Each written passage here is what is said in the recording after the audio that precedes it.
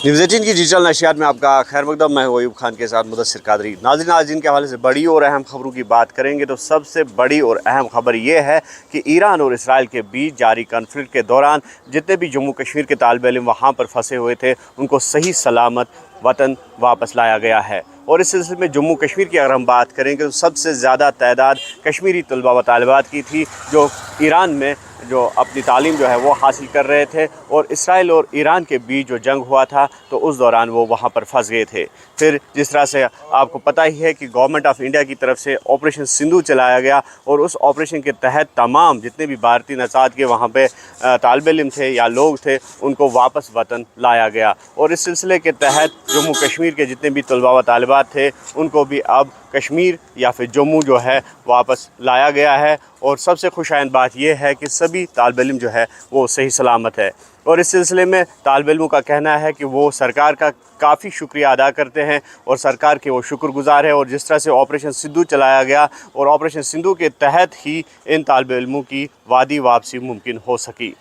और दूसरी बड़ी खबर ये है कि लगातार जो सीनियर अलहदगी पसंद लीडर यानी कि senior separatist leader Shabbir Ahmad Shah की सेहत को लेकर अब सियासी बयानबाजियाँ तेज़ हो रही है, और जहां मुख्तलिफ सियासी जमातें इस हवाले से सरकार की अदम तवज्जुही का रोना रो रहे हैं और सरकार को इस हवाले से इक़दाम उठाने की भी अपील कर रहे हैं, वही अब अपोजिशन जमातें नेशनल कॉन्फ्रेंस पर भी निशाना साध रहे हैं कि नेशनल कॉन्फ्रेंस जो कि यूटी की हुक्मरान जमात है तो किस तरह से इस हवाले से चुप रह सकती है। और इस हवाले से अभी तक नेशनल कॉन्फ्रेंस के लीडरान की तरफ से कोई बयान सामने क्यों नहीं आया। तो बहरहाल हम ये कह सकते हैं कि सियासी बयानबाजियाँ या सियासत जो है शब्बीर शाह की सेहत को लेकर भी तेज़ हुई है।